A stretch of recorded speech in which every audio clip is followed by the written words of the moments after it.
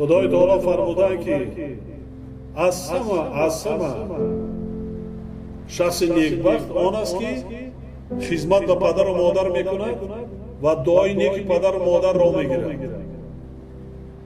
رسالتش به درجه است که مرتبهش از طاعت عبادت، از زیارت خانه خدا، از روزه و نماز از همه بالاتر است. بالا میست. روزه و نماز رای کنی، طاعت عبادت کنی، خانه خدا زیارت کنی، لیکن پدر و مادر خدا تا مهربانی نکنی، دعای نیک نگیری، همه این چی هیچ است. اول خدا میگه بعد پدر و مادرم که نمیگه. پدر حکم قبلگاهی داره. کجا میگه قبلگاه؟ یعنی پدر و مادر نمیشد، ما نبودیم، ما شما نبودیم. هیچ. برای همین هم فراموش کرده مانده کار نیست.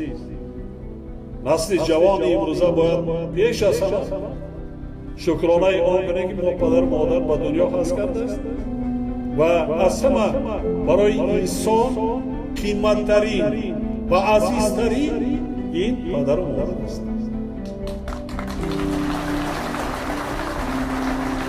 تا اکثر نگذرانی طبیعت انسانی همین است که با قدرش نمیرسید. بعدی که میگذرد از دنیا دیگر میکوبی سر گورش میره و که با تو صحبت نمیکنه، دیگر ظاهرش نمیبینی دیگر افسوس میخوری که دیگر پشیمانی میکنی دیگر سود نداره.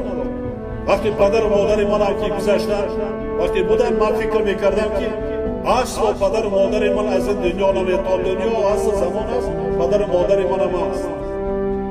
لیکن بعضا لحظه میرو نوازش پدر و مادر میگیرد که نیست، میروی جاش خالی.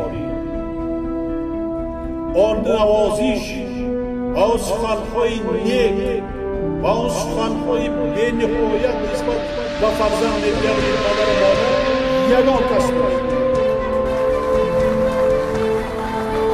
و هیچ پدر و مادر بدبختی فرزند را نمیخواهد.